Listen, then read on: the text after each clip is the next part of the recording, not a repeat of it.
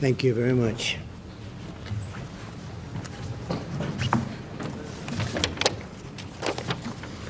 I guess I might begin. It's an honor to be with you, and really brave men and women. The job you do is incredible, and the progress you've made in the last short period of time has been unbelievable. On April 1st of this year, I announced the launch of a powerful U.S. military and law enforcement operation to combat the flow of illegal drugs across the Western Hemisphere. Today, I'm pleased to be with Admiral Craig Fowler and his team, done an incredible job, at the U.S. Southern Command Headquarters to provide an update on this incredible, successful effort. We're joined by Secretary of Defense Mark Esper. Thank you, Mark. Acting Secretary of Homeland Security Chad Wolf. Chad, thank you. Thank you. Commandant of U.S. Coast Guard Admiral Carl Schultz. Admiral. Associate Deputy Attorney General Amanda Liscombe. Thank you. Thank you, Amanda. Congressman Mario Diaz-Balart, who is a friend of mine for a long time. Thank you very much, Mario. Great job you're doing down here. And many, many others, leaders and military geniuses and people that do a fantastic job. In just 12 weeks, SOUTHCOM's surge operation conducted with key regional partners has resulted in more than 1,000 arrests and the interdiction of 120 metric tons, I can only tell you that's a lot, of narcotics worth billions and billions of dollars. We're determined to keep dangerous drugs out of the country and away from our children. We're securing our seas. We're securing our borders. This is a new operation, not been done before, and this operation has been incredibly successful. As you know, in the United States, at least before the COVID came to us, the flu, the virus, the China virus, whatever you'd like to call it, it's got many different names. But before it hit, we were doing really well, and we're still doing very well, but now we're getting back on track. Last year, 70,000 precious American lives were taken because of the poison the cartels bring into our country. Under my administration, drug overdose deaths fell for the first time in nearly 30 years, and they fell fairly substantially. Unfortunately, the shutdowns caused by the China virus have led to a recent rise in overdose deaths, still below the level that they were at, but nevertheless, it went up a little bit. This is one of the reasons that we're working to safely and responsibly reopen our country, reopen our schools, get our country going again 100%. We're setting records on jobs. We're setting records on many different things. We're going to have a great third quarter. Third quarter is going to be tremendous numbers. Fourth quarter, likewise. And next year, economically, will be one of the best years we've ever had. But you'll see the numbers starting to come out really, really high in the third quarter.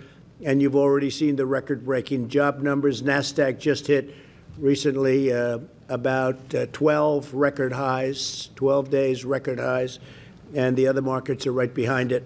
They'll be hitting records hopefully very shortly also. That means people have a lot of confidence in what we're doing. With the help of the heroes here at SOUTHCOM, Coast Guard, CBP, DEA, and law enforcement will work relentlessly to seize illegal drugs, arrest vile traffickers. The traffickers are truly vile. They're terrible, terrible people, what they do, mostly to women and children, but women. And dismantle criminal cartels who are responsible for the deaths of thousands and thousands of Americans. I'd like now to introduce Secretary Esper to say a few words. Mark, please. Yes, thank you, Mr. President. Thank you very much, sir. Thank you, Mark. And good afternoon, everyone. It's a pleasure to be here today to discuss the successes of our enhanced counter-narcotics operations in the Eastern Pacific Ocean and the Caribbean Sea.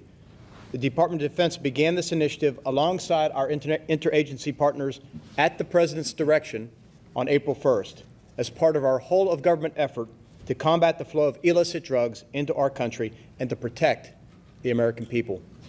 Transnational criminal organizations have destroyed far too many American lives by smuggling heroin, cocaine, fentanyl, and methamphetamines into our country, leading to drug overdoses and addiction in our communities.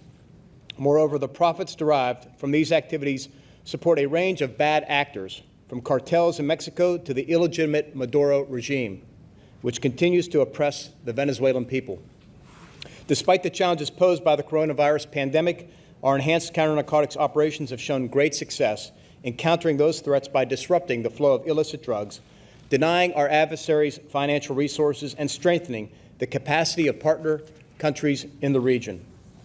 Since the end of March, we have employed in the U.S. Southern Command area of responsibility 75% more surveillance aircraft and 65% more ships than normal for drug interdiction. These additional assets include 4 Navy destroyers, 5 Coast Guard cutters, and 8 aircraft. Currently, nearly a dozen Navy and Coast Guard ships and over 15 aircraft from across the interagency are supporting our efforts, in addition to security forces deployed to the region. Further, we have successfully engaged and encouraged 22 partner nations to join us in this fight and step up their involvement in drug interdictions. As a result of these enhanced operations, SOUTHCOM and our interagency and international partners have disrupted more than 122 metric tons of cocaine, as well as over 18,000 pounds of marijuana. We denied nearly $2 billion in drug profits, increased our targeting of known smuggling, maritime events by 60%, and neutralized dozens of members of transnational criminal organizations. These efforts have been critical to saving countless American lives and making our communities healthier, safer, and stronger. I want to thank the President, President Trump, for his leadership in bringing us together in support of this critical mission. Thank you, sir. And I am grateful for the hard work of our partners, including the U.S. Coast Guard, the Department of Homeland Security, the Drug Enforcement Administration, the Department of Justice, members of the intelligence community, and support from Congress as well for all of their efforts. Together, we will maintain our enhanced presence in the region, keep the pressure on transnational criminal groups, and protect America and our communities from the scourge of illicit drugs. Thank you.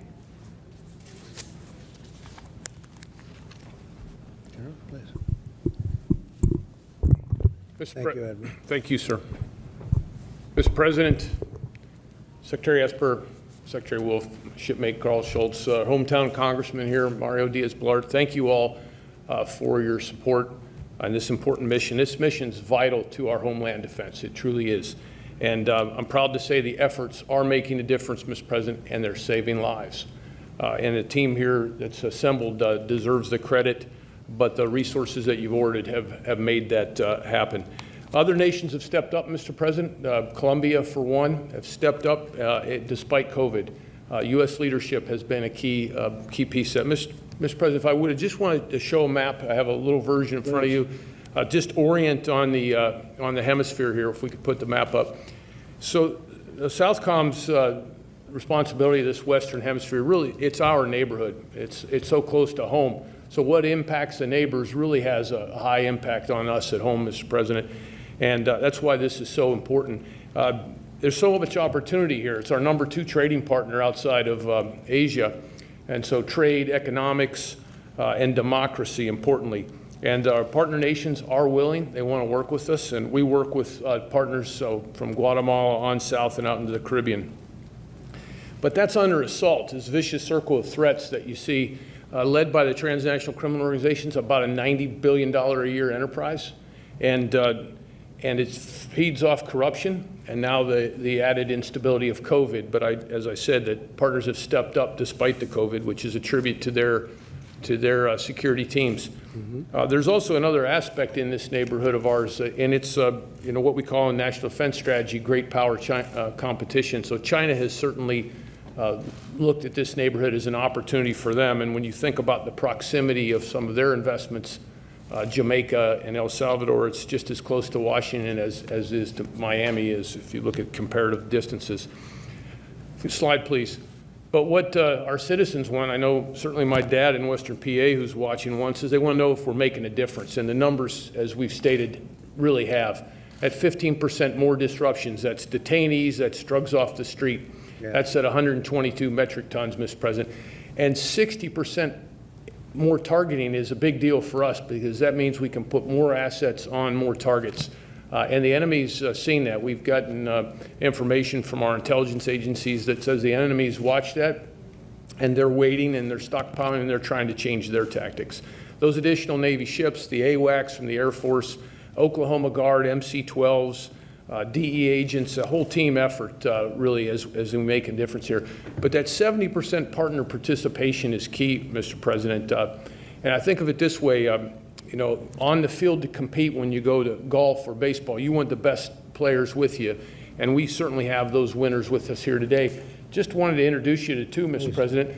Brigadier General Juan Carlos Correa, if you'd stand up, General. President Duque has sent us his best and paying for it. So he comes here fully paid by Colombia, and he works for me. And it's a recognition that Colombia is with us in the Korean War, and they're with us today and making a difference. And our Brazilian President Bolsonaro, a very new addition to our headquarters, Major General David, one of the sharpest in Brazilian armed forces, is in our J5 organization. Again, Brazilians paying for him to come here and work for me to make a difference in security. You know, Brazil's been with us since World War II, and our relationship is growing even stronger, Mr. President.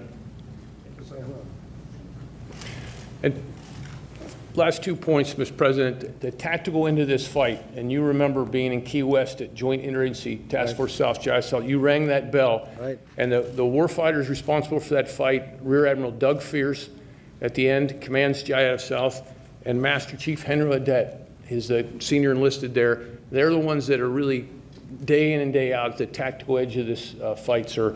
And I'll tell you what, Mr. President, they're ringing the enemy's bell every day, sir. They seem to be. It's a fantastic job. Thank you, sir. very much. Mr. Congressman, would you like to say something? Thank you. Mr. President, nothing prepared, but I can tell you in my time of Congress, which is now almost 18 years, this region has frankly been looked over. I just barely any attention paid to it. And sometimes when the attention was paid, bad things were done. I will tell you that your administration has emphasized freedom. I want to thank you, by the way, on a personal note, a little bit of a more parochial note, for your emphasis on helping the people of Venezuela regain their freedom, helping the people of Nicaragua regain their freedom, and your solidarity to the people of Cuba, which has been, frankly, like we've never seen. But your leadership here in fighting narcotics coming to the United States is literally saving American lives. So again, just as one who represents Southern Command, grateful for your emphasis of this command and what they do, but for your leadership in actually saving American lives, those who are victimized every year by this scourge of illicit narcotics. So thank you for being here, but more importantly, thank you for your leadership and your emphasis on those key issues. Thank you. Well, I want to thank you for your leadership. You have done a fantastic job.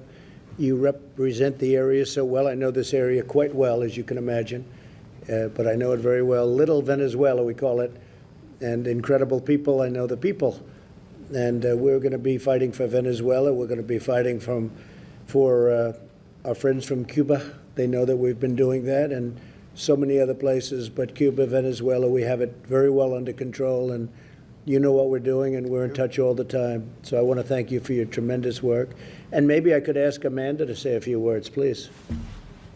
Thank you. I'm honored to be here today with our interagency partners to recognize the incredible work being done to disrupt the flow of drugs to the United States. Drug trafficking organizations are devastating this country with the drugs that they are pumping in. We continue to see Mexican cartels traffic cocaine, methamphetamine, heroin, and fentanyl into the United States.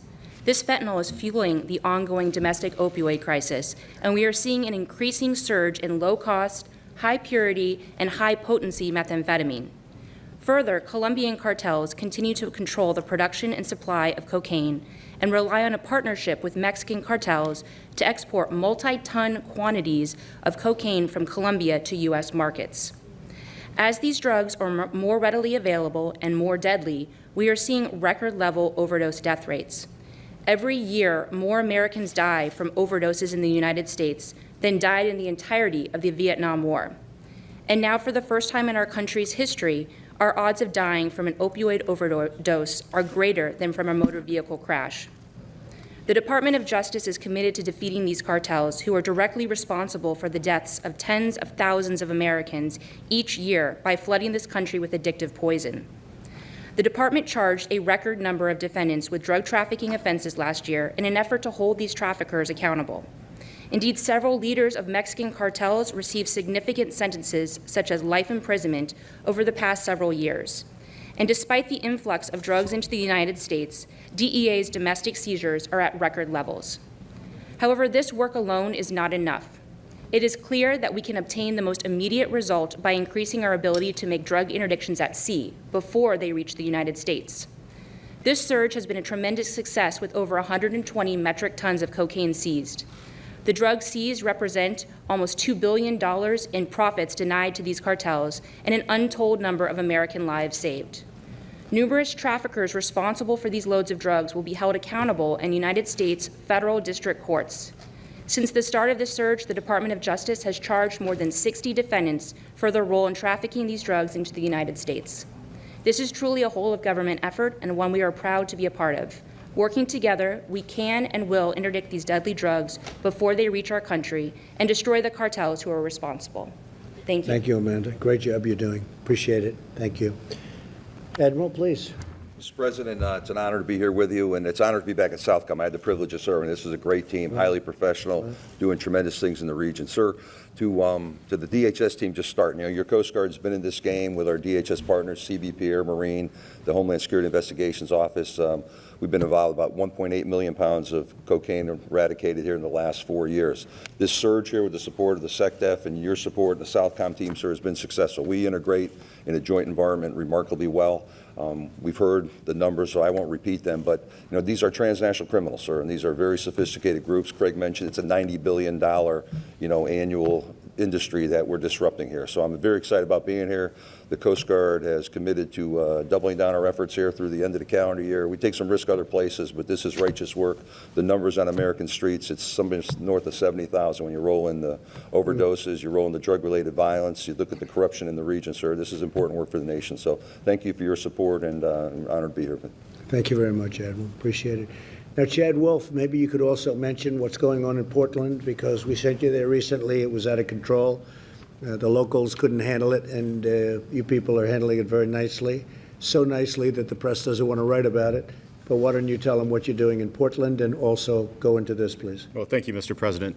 I think what we see in Portland is really a smaller example of what we see around the country regarding some of the civil unrest and the attacks on law enforcement. And what you find in Portland is about 5.5 weeks of continued violence against a federal courthouse there that the Department of Homeland Security protects.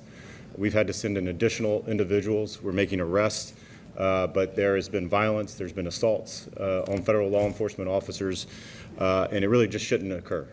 We should have more support of the local police there. But again, the Department of Homeland Security, along with the DOJ, FBI, and others, are surging resources, and we're starting to make a difference there. Yeah. How many of you arrested? I believe it's been close to a dozen thus far, and DOJ has charged almost as many as well. And I know you have it in very good control, but it's a pretty wild group, but you have it in very good control, so Yes, we sir. appreciate it. Local law enforcement has been told not to do too much. It's not the way it's supposed to be, but that's okay. Right. Good job. You've really done a great job. Thank there. you. Go Thank ahead, you. please. Well, for decades, let me just build on what the Commandant said. For decades, counter-drug operations have really been at the core of both the Coast Guard and the Department of Homeland Security's mission. Year after year, the Coast Guard has stood watch both in the Caribbean and the Eastern Pacific. And so with this operation, Mr. President, you have recognized the threat that illicit narcotics play in harming America. And while previous administrations have admired the problem, you're taking concrete actions with this operation. This effort is bringing the power of the United States military along with the department to bear on this problem, and we're having successes that we've talked about. What we've seen is the partnership. Again, DHS, not only the Coast Guard, CBP, air assets are flying constantly in the region as well, and we have ICE Homeland Security investigations helping DOJ, as we heard, prosecute. We are one team accomplished on a shared objective, and that's keeping the American people safe at the end of the day. Mr. President, I would say the men and women of the Coast Guard are unrivaled when it comes to sea-based drug interdiction. While it takes a whole government approach, from collecting intelligence to identifying targets, it's the brave men and women of the Coast Guard who continue to be at the tip of the spear. And whether it's from a Coast Guard cutter or a Navy ship, Coast Guardsmen every day are directly engaging narco traffickers and taking them down. So I wanted to make sure that you were absolutely clear on that front, and we certainly value the partnership that we're getting from DOD, SOUTHCOM, and others. And what we heard also is really at your direction. We're not only seeing targets at drug cartels, we're also seeing rogue nation states and politicians that support them. We talked about Department of Justice's recent indictment of Nicolas Maduro and 14 of his cronies that proved to the world that everyone involved in drug smuggling will be held accountable. And I really think that that sends an example to all, that whether, again, you're a drug cartel, you're a DTO, or you're a rogue nation state, we're coming after you. So again, thank you for your support. Thank you very much. And I think actions speak louder than words in this case. Thank you, Chad. And the wall is coming along very well. Chad is responsible for supervising that, along with the Army Corps of Engineers, who have been fantastic. And Mark Esper, that's been really one of your pet projects, and it's been going along. We're up to 250 miles, and that's real wall. That's a wall that you don't get through. It's tough stuff, and built to the highest standard, built to everything that Border Patrol wanted. They all sat down and they designed their perfect wall, and then we said, let's build it that way. And we're up to 250 miles. By the end of the year, we'll be up to 450 or so, and we'll have it finished very shortly thereafter. And it's made a tremendous difference because your numbers on the southern border are very, very small coming through. And especially with COVID, that turned out to be very lucky for us that we had the wall, or we would have been inundated, because they do have some big problems. I was with a great gentleman, the president of Mexico, 2 days ago. We had a long talk about the southern border and Mexico, and they've had some difficulty, but he's doing a fantastic job as president. But the wall is very exciting, and we'll have that opened relatively very shortly. And that was despite all odds, I would say, Mark, wouldn't you say? It was despite all odds. We had a certain party that was against it. They're not against it anymore, you know. In the end, they just raised their hand. They said, we don't want to take this on, because politically it turned out to be as good as we always knew. You know, two things never change, walls and wheels. Wheel will never change. You know, they were talking about technology. Technology is no good without the wall. And but it's something that I've heard for a long time. Two things you will never change in 1,000 years from now: a wheel and a wall. They work, and this wall has really been unbelievable the way it's worked. So great job, and let's get it finished. And tremendous numbers on the southern border. Very few people coming in. Appreciate it. And we've made a lot of legal changes too. Makes it a lot easier for you. Robert, please. Mr. President, thank you. I want to take folks back to April 1st as the COVID crisis was breaking and all attention was focused on it. The President had the foresight to launch an enhanced operations to disrupt the flow of dangerous drugs to the United States from narco-terrorists. Our adversaries believed that the United States would be distracted, but Mr. President, you weren't distracted, and I think you remember you sent Secretary Wolf and Admiral Schultz, Secretary Esper, Attorney General Barr, and me out to make the announcement on this operation. The traffickers used their funds for nefarious purposes, among them to finance the regime of Nicolas Maduro, the illegitimate regime in Venezuela. And for years, Venezuela has flooded the United States with cocaine. It poisons our communities, and it fuels a dangerous epidemic of addiction that threatens the safety and security of all Americans. The situation in Venezuela has gotten so bad that earlier this week, Admiral Fowler called the Venezuela a paradise for drug traffickers who enjoy the support and cooperation of the Maduro regime and his allies. Now, to crack down on the traffickers, President Trump deployed additional ships, aircraft, security forces that you've heard about. But the other thing that he did, which is less focused on, is he rallied our 22-nation coalition partnership to help in this effort to interdict drugs. So that fight includes, as you've heard, Colombia, Ecuador, Honduras, El Salvador. On the flight down from Air Force One, Mr. President, I told you I was on the phone with my counterpart in the Netherlands, the Dutch National Security Advisor. They've been part of this coalition fight, and they're very proud to be partnered up with Customs and Border Patrol, DEA, the Coast Guard, our military, working in the Caribbean and the Eastern Pacific, where we've all had a huge effect. In addition to this operation, the Colombian-led Operation Orion 5, in partnership with the United States, has disrupted or seized approximately 50 additional metric tons of cocaine that would have otherwise come into our country, Mr. President. So President Trump has been resolute in his commitment to protecting the American people from the scourge of narco-terrorists and traffickers. Our military deployments in the Caribbean and in the Eastern Pacific will endure. Those profiting from illicit drugs and the destruction of our communities will be brought to justice. The United States will continue its maximum pressure campaign on the Maduro regime, which has a criminal hold over Venezuela. And I can tell for the Venezuelan people, when I speak with President Trump, he asks almost every day, how are things going in Venezuela? What can we do to help the Venezuelan people? This operation is part of that effort. Venezuela is a narco state led by a corrupt, criminal, illegitimate regime, and the people of Venezuela are suffering because of Maduro. Mr. President, you've been committed to cutting off his financial lifelines, identifying ways to continue to support the Venezuelan people and ensure the unfettered flow of humanitarian aid to those same people that are suffering. So for those of you in Venezuela, I can let you know that President Trump continues to stand with you. He stands with interim President Guaido, the democratically elected National Assembly, and all the people that are fighting for their freedom and their basic human rights and a restoration of democracy and the rule of law in Venezuela.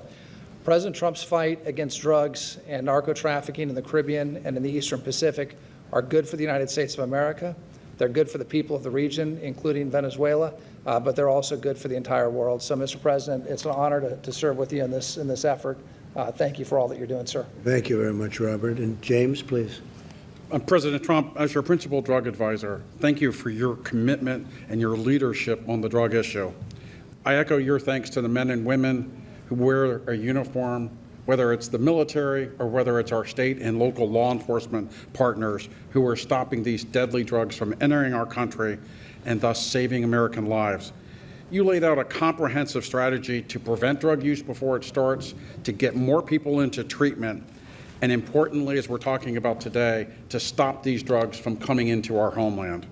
At your direction, we've implemented a whole government approach. We've made record investments, and we're taking real action, which meant you have received, and more importantly, the American people have received real progress. We must recognize these drug cartels are trying to take advantage of the pandemic, and you are not letting that happen. You are making certain that those people who are suffering and risk death are making sure that we are taking the steps necessary to protect them. That's why your leadership in this step is so important. You're sending a clear message that this administration, that this country will not let up in our fight against drug traffickers. You're doing it also with our international partners. For the first time, Colombia, I recognize the work done there. They eradicated 13,000 hectares of cocaine in 1 month, last month in June, and that is before they begin the aerial eradication that we have talked about so often. We cannot let these drug traffickers take advantage, especially these cocaine traffickers that are coming up through this AOR. The surge operations are effective, and they're going to continue, and we are going to take the fight to these drug traffickers. You have relentlessly committed to the American people by making investments of $36 billion for both the military fight, our law enforcement fight, as well as treatment. And of course, one of the signature programs of the First Lady, something that's really been led by Kellyanne Conway, of speaking to the American people about the dangers of drug use. The media campaigns that she and the First Lady have done have really made a huge difference in what has happened. And so I'm very appreciative to be a colleague of hers. We rely on Admiral Fowler, Admiral Schultz, Admiral Fears, and Master Chief Audette as the ones who are out there actually taking the risks, taking the dangers for the American people. We appreciate what you all are doing, and we urge you to continue to be relentless. Thank you. Thank you very much. And Douglas and Henry, if you'd like to say something, go ahead. Would you like to start? Go ahead. Thank you, Mr. President. Appreciate the opportunity. I'm proudly serving at Jayada South, and I'll tell you, our workforce is ecstatic about the assets that are coming down into our theater. Our morale is very high. Good. Our workforce is working relentlessly, as you said, sir, to make sure that we are building our immune system and keeping it good so we can work throughout this COVID crisis. They're doing it through great sacrifice to their families at times, but they do it because they believe in the mission that we're doing, and we want to stop these transnational. So you're working on your immune system. Yes, sir. That's an interesting one. Not too many people have heard that one. I like that. What do you do for your immune system? Stay in shape. Absolutely, sir. Working out, hydrating, proper That's nutrition, good. and staying safe on our. I'm going to have to start doing that, I think. That's a good idea. You know, and we're doing it and we're proud to do it. Thank you. That's great. No, that's great.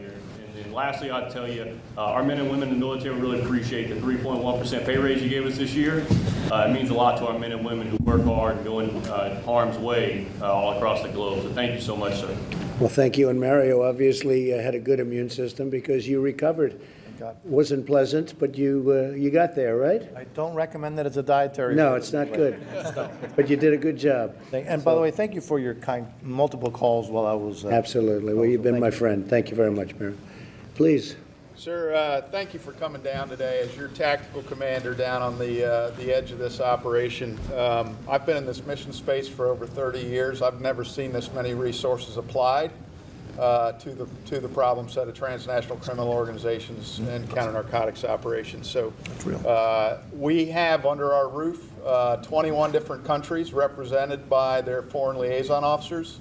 They come to work every day trying to lean into this problem set. We've got a whole of government from the U.S. government with a completely joint force from all the branches of the service, as well as all of our interagency partners from all the departments and agencies and beyond what's represented in this room. And so we're just grateful for the opportunity to lean into the problem. And I can tell you with surety that we're targeting and we're getting after this every single day. So thank you for your time, sir, and the resources. Well, thank you very much. I appreciate it, Douglas. And we have the best equipment that we've ever had as a military. We spend $2.5 trillion on our military, and some of it's arriving, some of it's coming in, but much of it's here. So when you say the quality of equipment, we definitely have the best equipment we've ever had. We have the best equipment anyone has as a military. We have things under construction that we're going to take a look at one day soon, where we have missiles that go, I hear, 17 times faster than any other missile, and the normal type at least, and it's something that nobody has anywhere in the world, 17 times faster. So it's a little hard to spot it when it goes that fast, because by the time you spot it, it's gone. But we have things happening that nobody has even thought about. So thank you very much. You've done a fantastic job. You have all done a really fantastic job, and it's an honor to be here. I want to thank all of the folks behind me, too. I don't want to be rude, because you're more important than all of us, right? But I want to thank you all very much. Great job, really great job. Great to work with you and say hello. Tell them to get well fast, right? Great man. Okay, thank you very much. Okay, thank you. Admiral, it's yours. Mr. President, thank you for the time and the attention and the resources, and we're going to stay at this mission. It's a 24/7, and we are going to take the fight to the enemy. And leadership here is committed to American people. We owe it to the future. And thank you. You've done a great job. Thank you very much. Thank you, Admiral. Thank you, Admiral. Thank you.